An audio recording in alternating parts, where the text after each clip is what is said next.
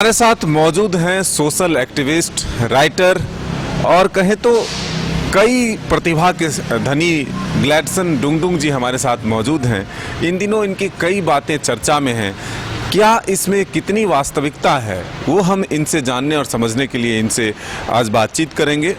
सबसे पहले सरना धर्म कोड की मांग शुरू हो गई है, फिर से एक बार जंतर मंतर तक जाने की बात हुई है। इसको किस रूप में देख रहे हैं? लेकिन जो एक कमी दिखी है इसमें, लोगों का जो एक समूह होना चाहिए वो कहीं ना कहीं कम दिखता है। इसको किस रूप में देखते हैं? पहले तो आपको जोहार, आपके दर्शकों को भी जोहार।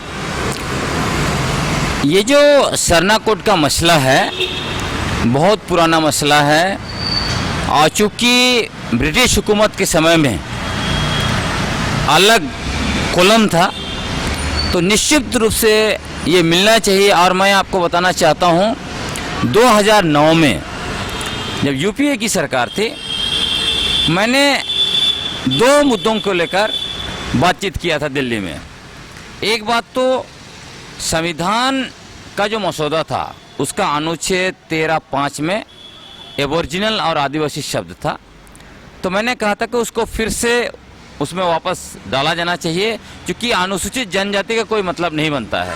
और मरंग गोमके जयपाल सिंह मुंडा ने बहुत स्पष्ट कहा था कि हम आदिवासी हैं और हमारे लिए दूसरा शब्द नहीं चाहिए। तो उसमें जो है कि कांग्रेस के वरिष्ठ नेता माननीय दिग्विजय सिंह, उन्होंने कहा था या तो संभव है संविधान का संशोधन करना पड़ेगा, तब मैंने कहा इसको कीजिए। और दूसरी बात मैंने उनको कहा कि आदिवासियों का अलग धर्म कोड होना चाहिए। तब उस मसले पर उनका कहना यह था कि यदि इसको देश भर में देखेंगे तो आदिवासियों के बीच में 84 प्रकार का पंथ है। जैसे झारखंड में ही आप देखिए, इधर राजीव पाड़ा प्रार्थना सभा अलग है, इधर बिरसाहित लोग अलग हैं, उधर टाना भगत ग्रुप अलग है, उधर सरना कहने वाले अलग हैं, सरना केंद्रीय सरना समिति भी अलग अलग हैं। हालांकि वो लोग सरना कोड का बात करते हैं। दूसरी तरफ एक ग्रुप है जो सरना कोड का पुरजोर विरोध करता है, जिसमें देखिए जनजाति सुरक्षा मंच और उस ग्रुप से जो भी सरना समितियाँ जुड़ी हैं वो कहते हैं कि सरना कोड मिला तो हम लोग हाई कोर्ट में, सुप्रीम कोर्ट में उड़ा देंगे। यहाँ तक उन्होंने कहा कि हम सरना कोड को खा जाएंगे। तो ये आपसी खींचातानी है। इसी को उन्होंने कहा था कि यदि ये सारे लोग मिलकर एक कोड मांगेंगे तो निश्चित रूप से ये मिलना चाहिए। और आज भी देखिए झारखंड में ही आज युवा लोग को मैं सुन रहा था, कुछ मीटिंग किए थे, उन लोग कह रहे थे यहाँ पे सरना कोड ही होना चाहिए, आदिवासी कोड नहीं होना चाहिए। क्योंकि कुछ लोग आदिवासी कोड, धर्म कोड का ही मांग कर रहे हैं, क्योंकि इसमें आदिवासी जो है वो तो एथनिक ग्रुप ना है, एथनिसिटी है, वो तो रिलीजन नहीं है। तो सरना धर्म कोड ही होना चाहिए झारखंड के हिसाब से। झारखंड, छत्तीसगढ़, उड़ीसा, नॉर्थ ईस्ट में अलग है। लेकिन जब एक मुहिम बन गया है देशव्यापी की कि ये सरना कोड होना चाहिए, तो मैं भी समर्थन करता हूं कि सरना कोड भी ही होना चाहिए। और इसको अगर एक कोड बोल के करेंगे तो निश्चित तौर पर ये मिलेगा। अच्छा, आपका कुछ पोस्ट काफ़ी चर्चा में रहा। भगवान बिरसा को लेकर के भी एक पोस्ट आपका पूरा वायरल हुआ, उसको आप क्या कहेंगे? उस पर क्या कहना? देखिए, एक्चुअली आप देखे होंगे जिस तरह से झारखंड के कुड़मी महतो जाति के लोग अनुसूचित जनजाति की सूची में सूचीबद्ध होने के लिए निरंतर आंदोलन कर रहे थे, और उन दिनों आप देखिएगा जो उसका विरोध कर रहे थे हमारे तरफ से, तो दोनों ग्रुप के बीच में गाली गलौज ही चल रहा था। और कुड़मी महतो ग्रुप के नेता, बुद्धिजीवी और सामाजिक अगुवा वो लोग दावा कर रहे थे कि उनका दावा था 1931 की जनगणना में उनको जो है कि प्रिमिटिव ट्राइब का दर्जा मिला था। ऐसे ऐसे बहुत सा चीज़ें, मतलब बेबुनियाद तथ्य, आपका फर्जी नैरेटिव और झूठा इतिहास पेश कर रहे थे। तो मैंने इन सारे चीज़ों को दस्तावेज, साक्ष्य, सबूत सब कुछ लेकर, आपने खुद देखा होगा, मैंने प्रेस कॉन्फ्रेंस किया और निरंतर जब चीज़ों को, सच को सामने लाया, तब ये लोग जो है कि भड़क गए। और इसमें सबसे ज़्यादा भड़कने वाला ग्रुप था वो JLKM।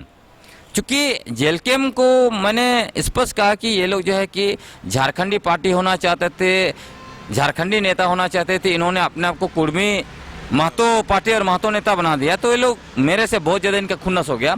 तो इनका ही सोशल मीडिया ग्रुप मैं निरंतर देख रहा हूँ, क्योंकि उनका जो मैसेज जो देते हैं ना, मैसेज बनाते हैं, उसका पैटर्न देखिए, चारों तरफ से ऐसे लाइनिंग करके। तो उनका पूरा एक तरफ से देखिएगा तो जेल कैम आज की तारीख में पूरा यूट्यूबर्स का पार्टी बन गया है। तो ये लोग मेरा मतलब मैं जो संदेश देता हूँ उस संदेश को तोड़ मरोड़ कर, या मैं जो संदेश देता हूँ उसको मैंने लिखा भी नहीं। जैसे मान लीजिए धरती आबा भगवान बिरसा मुंडा, उनको लेके मैंने ऐसा कुछ लिखा ही नहीं। उन्होंने क्या किया, एआई का सपोर्ट लेकर मेरा फेसबुक का ऊपर का जो आईडी जो है उस फोटो को वहाँ पे चिपका दिया और मैसेज डाल दिया। मैसेज लिखने का पैटर्न देखिए ना, मैं जो मैसेज लिखता हूँ और उस मैसेज में कहीं मैच नहीं कर रहा है। और बहुत लोग सवाल भी उठा रहे हैं। तो वो लोग, चूंकि मैं डायरेक्ट अटैक कर रहा हूँ, सच्चाई के साथ हूँ, सच ला रहा हूँ, उनको बेपर्दा कर रहा हूँ, तो वो लोग मुझे बदनाम करने के लिए ये किया। और दूसरा ये भी किया, जो मैंने हमारे उरांव समुदाय के भाई बहन उन लोगों को मैंने नहीं कहा। मैंने जो खासकर झारखंड में सरना ईसाई के नाम पर मुर्गा लड़ा रहे हैं, यहाँ पे नफरत फैला रहे हैं, जिनको मैंने जो खासकर उन आरएसएस कायम से आते हैं, बीजेपी कायम से आते हैं, उनको मैंने निशाना बनाते हुए कहा था ये धांगर लोग हैं। तो उसको लेके भी इन्होंने आधा अधूरा एक लाइन डाल दिया, कहा कि उरांव जो है कि वो धांगर है, इस टाइप का मैसेज बना के। वो आप सीधे कह रहे हैं कि आपने कहा कि हाँ, उरांव यहाँ का स्थानीय है ही नहीं। बिल्कुल। तो उन लोग ऐसे अगर बोलेंगे सभी लोगों को, तो झारखंड में तो कोई भी स्थानीय नहीं है। अगर हम बोलेंगे शुरू से पैदा हुआ यहाँ, कौन पैदा हुआ शुरू से? बिहार में पैदा हुआ कोई पैदा नहीं, बिहार में नहीं। ये इलाके जो थे एक समय में पूर्ण रूप से जंगल झाड़ थे, और इस इलाके में सबसे पहले जो आया वो ऑस्ट्रो-एशियाटिक ग्रुप, मतलब मुंडा भाषा परिवार के लोग आए। चाहे आप उसमें हम लोग आते हैं, मुंडा, खड़िया, हो लोग हैं, उधर असुर लोग हैं, ये जो मुंडा भाषा परिवार के लोग आए। उसके बाद जो है कि आपका द्रविड़ियन भाषा परिवार के लोग आए, फिर लोग आते गए। लेकिन वही पूरी दुनिया में ऐसे हुई है, और जहाँ जो सबसे पहले गया है उसकी दावेदारी है हम यहाँ के प्रथम निवासी है, और वो सच भी है, जिसको सुप्रीम कोर्ट ने भी कहा कि हाँ प्रथम निवासी लोग हैं। तो मैंने उनको ये कहते हुए कहा, जो उनको निशाना था मुझे, और सभी उरांव समाज के लोग नहीं है ना, एक मैंने कहा कि उनके एक सेक्शन में, मेरा स्टेटमेंट क्या था, मैंने ये कहने की कोशिश की कि उरांव समुदाय का एक सेक्शन जो आरएसएस बीजेपी का धांगर बना हुआ है, वही जो है कि नफरत फैलाते रहता है सरना ईसाई के नाम पर। नंबर 1 तो मैंने कहा ये। दूसरा बात मैंने कहा कि ये लोग अगर इतना ही ताकतवर हैं तो सबसे पहले रोहतासगढ़ जाएं और अपने पुरखों का जमीन जो है कि उसको वापस लें। ये मैंने कहा, गलत क्या कहा, और उसमें सबको मैंने नहीं किया, बस इनको ही मैंने टारगेट किया था, बाकी लोग तो अलग अलग तरीके। अब जो कहा सुना वो ने, अभी आप क्या मानते हैं, जो उरांव यहाँ हैं वो झारखंड के हैं या फिर बाहरी मानते हैं? नहीं, बिल्कुल। अब ये जो समाज, जो समुदाय के लोग यहाँ हजारों साल, 1-2 साल का बात नहीं ना, जो हजारों साल से, और इसमें आप ऐसे देखिए, जैसे यहाँ से अगर पश्चिम तरफ आप चले जाइएगा, आपका गुमला से आगे निकल जाए जसपुर तक, वो इलाके में कौन थे? सबसे पहले उरांव लोग है, तो वो उनका इलाका हुआ कि नहीं हुआ? आप जिसको वो लोग कहते हैं उधर नेत्रहाट तरफ चले जाए, तो नेत्रहाट तरफ क्या वहाँ पे मुंडा लोग थे? नहीं थे ना भाई। तो पूरे इलाके में उरांव लोगों ने जंगल झाड़ साफ किया, उन्होंने खेती योग्य जमीन बनाया, गांव बसाया, तो इसीलिए तो उनको जगह भूमिहारी अधिकार मिला, है ना। तो ये तो मैं सिर्फ और सिर्फ टारगेट कर रहा था ये रांची के इर्द गिर्द जो रहते हैं और सरना ईसाई के नाम पे जो नफरत फैलाते, इनको मैंने निशाना बनाया था। इसमें पूरा उरांव समुदाय को कहीं अपमानित करने का सवाल ही नहीं पैदा होता। एक तरफ देखिए, झारखंड में सरना धर्म कोड की मांग की जा रही है, आदिवासी सभ्यता और संस्कृति बचाने की मांग की जा रही है, लेकिन जो यहाँ धर्मांतरण चल रहा है वो एक मुद्दा है कि नहीं झारखंड में? अगर आदिवासियत को बचाना है, आदिवासी संस्कृति को बचाना है, सरना धर्म कोड पाना है, तो क्या ये एक जरूरी है कि नहीं धर्मांतरण पर रोक लगाई? आपको बताते हैं, इसको समझना है तो पिछला 250 साल का इतिहास देखिए। धर्मांतरण, डिलिस्टिंग, आरक्षण, ये लोग कहते हैं ना, नैरेटिव बनाते हैं आरएसएस कैंप वाले लोग, आरएसएस के धांगर बोलता हूँ इसीलिए इन लोगों को। वो लोग कहता है कि हमारा आरक्षण फलाना खा रहा है, चिलाना खा रहा है, इनका डिलिस्टिंग होना चाहिए, ये धर्मांतरण है। और आजकल तो ये भी बोला जाता है कि धर्मांतरित ईसाइयों को डिलिस्ट करो, जो यहाँ पे झारखंड का ही मान लीजिए, देश का नहीं बात करते हैं, झारखंड में जितना भी लोग ईसाई धर्म को मानता है, क्या सभी लोग अनुसूचित जनजाति की लिस्ट में सूचीबद्ध है क्या? नहीं है ना भाई। क्या मतलब इसको समझिए कि इसमें जो भी जितना भी ईसाई धर्म को मानता है, क्या सभी लोग आदिवासी हैं यहाँ पर? मतलब एकदम ब्लैंक स्टेटमेंट था ये लोग। अब सुन लीजिए, पहले सुन लीजिए, उसके बाद मैं बताता हूँ उसको भी। ब्लैंक स्टेटमेंट, ईसाई लोग आदिवासी नहीं है। कौन बोला आपको ईसाई लोग आदिवासी है? भाई आदिवासी का एक छोटा सा 15%, 15.5% आदिवासी लोग है, वो ईसाई धर्म को मानता है ना। तो आंट संट नैरेटिव उसी तरह जो है कि धर्मांतरित। अरे भाई आप अपना मांग तो स्पष्ट कीजिए। उनको कहना चाहिए जो आदिवासी ईसाई धर्म को मानता है उनका डिलिस्टिंग होना चाहिए, ये ना बोलना चाहिए। आप तो इसके ये बोल के आप सारे का सारे ईसाई को टारगेट कर रहे हैं। आपका ये कहना है। हाँ, उसके बाद मैं आपको बताता हूँ, पिछला मैंने कहा 250 साल का इतिहास देखिए। क्या 250 साल के इतिहास में अगर पिछला 75 साल का ही इतिहास काट के देखें तो चूंकि आरक्षण 75 साल के अंदर में संविधान बना तब आया, तो इसमें कब आदिवासियों का मुद्दा बना आरक्षण? कब था आरक्षण? कभी नहीं रहा है। डिलिस्टिंग आदिवासियों का मुद्दा नहीं है, आरएसएस का मुद्दा है। आरक्षण आरएसएस का मुद्दा है। तीसरी बात आपको मैं बताता हूं, ये जो धर्मांतरण, ये कभी आदिवासियों का मुद्दा नहीं रहा। आपको बता रहा हूं, जब संताल हुल हुआ है ना, लोगों ने मुझे बताया कि तब भी कुछ लोग ईसाई धर्म को अपनाए होते। अगर संताल हुल में सरना ईसाई के नाम पर लड़ाई लड़ते तो क्या अंग्रेज को वहां से वो लोग चुनौती दे सकते? नहीं दे सकते। उसके बाद धरती आबा बिरसा मुंडा तक आइए। धरती आबा भगवान बिरसा मुंडा का जब बिरसा उन्मूलन हुआ, उसमें क्या हुआ? लोग आधा इतिहास बताते हैं, सिर्फ बोलते हैं कि धरती आबा भगवान बिरसा मुंडा ने ईसाइयों के खिलाफ जो है कि काम किया, उनको जो भगाना चाहा, ये वो नैरेटिव बनाते। सच्चाई क्या था? 1899 24 दिसंबर जब क्रिसमस मना रहे थे जो भी आदिवासी ईसाई धर्म को मानते हैं वो लोग, तब धरती आबा बिरसा मुंडा और उनके अनुयायी बिरसाइत, वो लोग जो है पूरा प्लानिंग बना लिए कि आज कई एक चर्च को हमला करना है और जो जो लोग क्रिसमस बनाने के लिए जाएंगे चर्च, उनको भी हमला करना है। और उन्होंने कई जगह हमला किया। लेकिन जस्ट 2 दिन के बाद उनको किसी ने कहा, तब उनको रियलाइजेशन कुछ हुआ होगा। 2 दिन, बस 2 दिन। उसके बाद उन्होंने अपने अनुयायियों को बुलाया और मीटिंग किया और उन्होंने कहा कि अब हम लोग अपने मुंडाओं पर हमला नहीं करेंगे, चाहे वो कोई धर्म को भी मानता है, चाहे वो जो है कि ईसाई धर्म को मानता है या हिंदू धर्म को मानता है या सरना धर्म को मानता है, हम हमला नहीं करेंगे, या भले हमारा बिरसाई धर्म को नहीं माने। उसके बाद वो खुद भी जो है कि ईसाई धर्म मानने वाले जो मुंडा थे उनसे जो है कि वो कहते हैं कि हमारा आंदोलन को साथ दो, और साथ देते हैं वो लोग। उससे पहले भी आप देखिए, जब 14,000 मुंडा लोग ब्रिटिश हुकूमत को चिट्ठी लिखते हैं और बोलते हैं कि यदि छोटानागपुर मुंडाओं का नहीं है तो किसी का नहीं है। उसके बाद 12,000 लोग फिर पोसिया गांव जो है वहां से ससंदरी को लेकर कलकत्ता चले जाते हैं अपना ये साबित करने के लिए कि जमीन उनकी है। क्योंकि वहां उनको पूछा जाता है कि साबित करो तुम्हारे पास क्या कागज है। वो बोलते हैं कि ये जो ससंदरी है वही हमारा पट्टा है, और उसमें जो है कि उनका नाम लिखा हुआ है। उसमें कौन लोग है? उसमें भी आपको सरना धर्म को मानने वाले मुंडा, ईसाई धर्म को मानने वाले मुंडा, और जो हिंदू धर्म वाले को मानने वाले मुंडा। उसी तरह धरती आबा बिरसा मुंडा का आप चले जाइए उली हाथू, वहाँ उनका वंशावली डाला हुआ है। उसमें भी ईसाई धर्म भी मानने वाले हैं, सरना धर्म भी मानने वाले हैं, हिंदू धर्म भी मानने वाले हैं। तो ये जो नैरेटिव जो बनाते हैं ना ये लोग, ये फर्जी नैरेटिव है ये। और आज के समय में क्या हो रहा है? अभी नहीं हो रहा है, पहले एक जमाने में हुआ, मतलब वो आज़ादी से पहले की बात है। अब ये जो आरएसएस कैंप में है वो क्या बोलते हैं, आज़ादी के बाद धर्मांतरण शुरू हुआ, क्या क्या इतिहास लोग परोसते हैं। और ये भी सुन लीजिए, धरती आबा बिरसा मुंडा के बारे में भी ये गलत इतिहास क्या बताते हैं। जब वो चाईबासा में शिक्षा ग्रहण करने के लिए गए तब उनको जो है कि धर्मांतरित कराया गया एडमिशन लेते समय। पूरी तरह झूठ है, उनको पढ़ना चाहिए। डॉक्टर कुमार सुरेश सिंह, उन्होंने किताब लिखा है बिरसा मुंडा और उनका आंदोलन, उसमें पढ़े हो क्या लिखते हैं। वो लिखते हैं कि भगवान बिरसा मुंडा के बड़े पिताजी बहुत पहले ईसाई धर्म को स्वीकार किए थे, फिर उनके पिताजी भी स्वीकार किए, और वो बाद में ईसाई धर्म लुथेरन चर्च उसका प्राचारक बने धरती आबा बिरसा मुंडा के पिताजी। इसीलिए अपना बेटा का बाद में बपतिस्मा उन्होंने खुद दिलाया, और उन्होंने जो है कि उनका नाम दाऊद रखा। अब ये लोग इतना फर्जी करते हैं।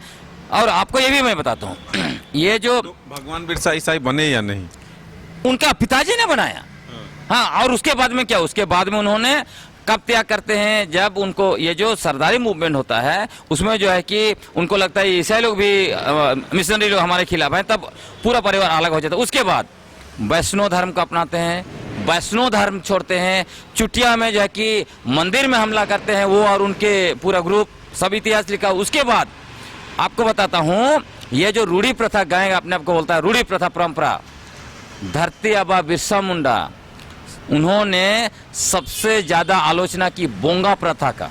बोंगा प्रथा क्या था, जब गांव बसाया गया मुंडाओं के द्वारा तब वहां पे सरना स्थल वगैरह बनाए गए, वहां पे हत्तू बोंगा की पूजा होती थी। धरती आबा बिरसा मुंडा ने बोंगा प्रथा का जम के आलोचना किया और बोंगा प्रथा को छोड़ा। दूसरी बात, उन्होंने बलि प्रथा, ये लोग बोलता है ना कि जो ईसाई धर्म को मानता है वो बलि नहीं देता है, धरती आबा बिरसा मुंडा ने बलि प्रथा का जाम की आलोचना किया और छोड़ा। उनके आज उनके बिरसा जो है उनके अनुयायी वो बलि नहीं देते हैं। उसके बाद हड़िया का जम की आलोचना, उसको भी छोड़ा गया।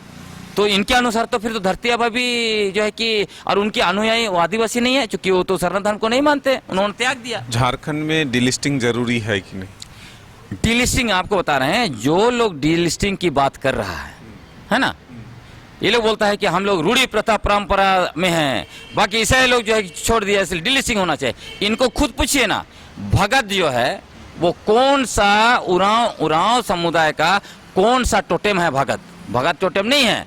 इधर पूरा गुमला, उधर लोहरदगा, सब तरफ घूमिए, यही लोग जो चिल्ला रहे हैं डिलिस्टिंग, इनके घरों में जाइए, इनके यहाँ कुमार कुमारी देवी लिखा जाता है। क्या आदिवासी उरांव समुदाय का टोटेम कुमार कुमारी देवी है। पूरब में चले जाइए, इधर बहुत सारे इधर मुंडा लोग, पूरब क्षेत्र का, मैं पश्चिम क्षेत्र का नहीं बोल रहा, पूरब क्षेत्र है, आप तमाड़ बुंडू आसपास, कुमार कुमारी देवी सिंह लिख रहे हैं। ये क्या मुंडा टोटेम है? नहीं है। तो हमारा आदिवासियों का मूल जो है ना पहचान, वो मुंडा किल्ली और टोटेम है। आपने अपना किल्ली और टोटेम छोड़ दिया।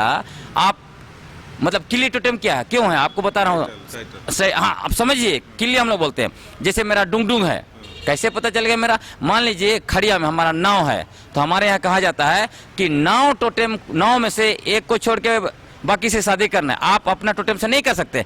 तो जो कुमार कुमारी देवी लिख रहे हैं, भगत लिख रहे हैं, कैसे पता लगेगा कि वो अपना भाई से कि बहन से शादी करना है? तो जो लोग अपना टोटेम छोड़ दिया, जो लोग अपना जो है कि सिर से पैर तक हिंदू धर्म, सनातन हिंदू धर्म में सराबोर है, वो लोग जो है कुंभ नहाने जा रहा है और सब कुछ मनाना चाहिए, सबका पर्व त्योहार मनाना चाहिए। मैं ये बात इसलिए कर रहा हूँ कि ये लोग नफरत फैलाते हैं।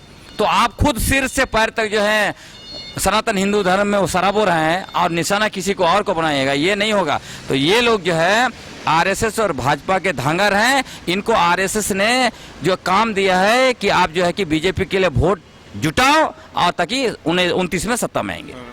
लेकिन निशा भगत ने जो बाल मुंडन कराया, वो कह रहे हैं कि आदिवासियों को जगा रहे हैं कि भाई वो दूसरे धर्म में ना जाए, अपने धर्म में और अपने धर्म की रक्षा करें। आपका जो हक अधिकार छीना जा रहा है उसको बचाना, उसको किस रूप में देखते हैं? मैं कौन क्या कर रहा है नहीं देखता हूं, लेकिन मेरा स्पष्ट कहना है, किसको कहता हूं कि 100 चूहा खा के बिल्ली गई हज को। मतलब आपने अपने जीवन में सब जो करना था कर लिया, उसके बाद ये ठीक उसी तरह है जिस तरह से आपका आरएसएस नाखून भी नहीं कटाया और उनके लोग आज अपने को सबसे बड़ा देशभक्त बोलते हैं। उनका देखिए इतिहास, उन्होंने भारत के संविधान जो है उसको जलाया। आरएसएस का ये इतिहास है। आरएसएस का हेडक्वार्टर नागपुर में 52 साल तक तिरंगा नहीं फहराया और तिरंगा फहराने वालों पर केस किया। 3 लोग 13 साल तक जेल केस लड़ते रहे। और उसके बाद मैं और बताता हूँ, ये लोग जो है ये वही लोग हैं जिन्होंने जो है देश का सबसे सम्मानित व्यक्ति कौन, महात्मा गांधी, उनकी हत्या की, उसके ग्रुप के लोग हैं। तो ये लोग तो देशद्रोही ना, जो भारत का संविधान जला दिया उसको क्या बोलिएगा, उसको देशद्रोह बोलिएगा। तो ऐसे लोग, इनको देख लीजिए, 4 नाम बता दीजिए ना कि इन्होंने देश की आज़ादी के लिए लड़ा। और मैं बताता हूँ, ये लोगों ने अंग्रेजों की मुखबरी की, इन्होंने देशद्रोहियों के साथ सरकार बनाया। ये लोग देशभक्ति सिखाते हैं, तो ये लोग बिना नाखून कटाए देशभक्त बन रहे हैं। तो उसी तरह उनके यहाँ के धांगर जो हैं वो नाखून कटा के अपने आप को जो है रूढ़ी प्रथा का मालिक बनना चाहते हैं। आदिवासी का सर्टिफिकेट बांटना चाहते हैं, ये आदिवासी का सर्टिफिकेट बांटने नहीं दिया जाएगा। आखिरी सवाल है, झारखंड के लोग किसे सच्चा मानेंगे? आप कहते हैं कि जो लोग ये चर्चा कर रहे हैं कि डिलिस्टिंग होना चाहिए, आदिवासियों के हक अधिकार छीन रहे हैं, वो बीजेपी और आरएसएस के एजेंट हैं। आपको कहा जाता है कि आप ईसाई मिशनरी के एजेंट हैं। कौन सच मैं है? आपको बता रहा हूँ, मुझे साबित करे मैं ईसाई मिशनरी का एजेंट हूँ, उनको मैं साबित कर दूंगा। बताता हूँ, जब 2016 में तत्कालीन भाजपा सरकार के मुख्यमंत्री माननीय रघुवर दास जी ने लैंड बैंक बनाया, वहां राज्य भर के सरना स्थल, देसावली और जाहिर थान को डाला, और मैंने रिसर्च किया, खूंटी एक ही जिला का 541 सरना स्थल का 488 एकड़ जमीन को डाला। उस समय में ये लोग धांगर लोग सवाल नहीं उठाया, धांगर है तभी ना सवाल नहीं उठाया। आपको बता रहा हूं, केंद्रीय सरना समिति का कौन, अब देख लीजिए, लाल धागा बांध के घूमते रहते हैं और जो है कि आदिवासी का सर्टिफिकेट बांटते हैं। दूसरी बात, जब ये कहा गया जनजाति सुरक्षा मंच के राष्ट्रीय अध्यक्ष गणेश राम भगत और भाजपा नेता, वो मंत्री भी रहे भाजपा सरकार में, उनके द्वारा अनगढ़ा में कहा गया कि जो सरना झंडा ईसाई मिशनरियों का दिया हुआ झंडा या विदेशी झंडा है, अमेरिकन झंडा, इसको अपने अपने घरों से उखाड़ फेंको, और महावीर झंडा जो है आदिवासियों का झंडा उसको लगा। उस समय ये लोग का मुंह में लगाम लगा हुआ था, सवाल नहीं उठाए। अभी पार्लियामेंट में राजस्थान से बीजेपी के सांसद क्या बोला, आदिवासी सनातन हिंदू हैं, इसलिए सरना कोड का मैं विरोध करता हूं। क्या इन्होंने उनका पुतला जलाया? एक बात मुंह खोल पाया? राजभवन जगह बैठे थे ना, नहीं मुंह खोलेंगे क्योंकि उनके धांगर है। उसके बाद भी आपको बताता हूं, जब आदिवासी को वनवासी बोला गया आरएसएस के द्वारा, और आदिवासी शब्द को हमारे मूल पहचान मरांगोम के जयपाल सिंह मुंडा ने आदिवासी शब्द को उस समय में देश में स्थापित किया, जब आदिवासी मतलब नीच, जंगली, जाहिल कहा जाता था। लोग आदिवासी कहलाना नहीं चाहते थे। उस समय में मरांगोम के कौन थे? मरांगोम के ईसाई धर्म को मानते थे, लेकिन आदिवासी पहचान के लिए अड़ गए, बोला हम आदिवासियों को, हमारे लिए आदिवासी शब्द को छोड़ के दूसरा शब्द नहीं चाहिए। उनको आप क्या बोलेंगे? ये लोग आदिवासी शब्द नहीं बोलता है। जब देश का 12 करोड़ आदिवासी 9 अगस्त को गर्व करके बोलता है कि हम आदिवासी हैं, विश्व आदिवासी दिवस मनाता है, ये लोग धांगर लोग आदिवासी दिवस नहीं मनाता है। तो ये सब धांगराई करने वालों का दिखता है। ये लोग जो है, आपको जैसे मैंने कहा, ये इनको न सरना आदिवासियों से लेना है देना है, न सरना धर्म कोड से, न सरना स्थल से, न जो है कि जो सरना झंडा से। ये लोग सिर्फ और सिर्फ धांगर है, बीजेपी के लिए वोट जुगाड़ कर रहे हैं। आप सिंपल सा सोचिए, सरना कोड का विरोध किया जनजाति सुरक्षा मंच ने, बोला कि हम हाई कोर्ट में, सुप्रीम कोर्ट में उड़ा देंगे, खा जाएंगे। क्या इन्होंने मुंह खोला? तो धांगर है ना, मुंह नहीं खोलता है। अच्छा, क्या आप दिल्ली में जो सरना धर्म कोड की मांग की जा रही है और जो आंदोलन होगा, उसमें आप जाएंगे, सहयोग करेंगे? डेट पर निर्भर करेगा, लेकिन बिल्कुल मैं पुरजोर धर्म कोड का समर्थन करता हूं। मैंने कहा आपको, 2009 में मैं दिल्ली जाके खुद इस मुद्दा को उठाया। मैं सरना कोड का बिल्कुल समर्थन करता हूं, बिल्कुल मिलना चाहिए। जनगणना से पहले अलग कोड बिल्कुल होना चाहिए सरना आदिवासियों के लिए। तो ये थे ग्लैडसन डुंगडुंग जी। कई सवाल थे जिसके जवाब हम तलाश रहे थे, वो तमाम सवालों के जवाब हमने अपने इस इंटरव्यू में रखा है। अब आप कमेंट जरूर करेंगे कि आपको कैसा लगा और आप क्या पूछना चाहते हैं, आप क्या जानना चाहते हैं, तो अगले इंटरव्यू में भी हम आप तक जरूर पहुंचाएंगे। अपने सहयोगी विकास के साथ Madan Singh, news bye scope, Ranchi.